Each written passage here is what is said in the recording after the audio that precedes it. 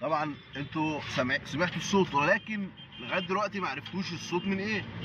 عايزك بقى تركز فين؟ تركز في الجزء ده كده. هتلاقي الجزء اللي انا حاطط فيه، هتلاقي الجلبه دي ثابته، والجلبه دي والمقص ذات نفسه بيتحرك جوه الجلبه. بصوا بقى اهو. ثبت ايدك ثواني. بصوا يا جماعه عشان ايه اقرب لكم الايه اهو. بصوا امسك زي ما انا ماسك كده. انا بحاول ان انا ايه ثبت ايدك كويس. بصوا المقص ايه اللي بيحصل؟ المقص بيتحرك ذات نفسه. المفروض ان المقص لما انا اعمله كده ايه اللي بيحصل؟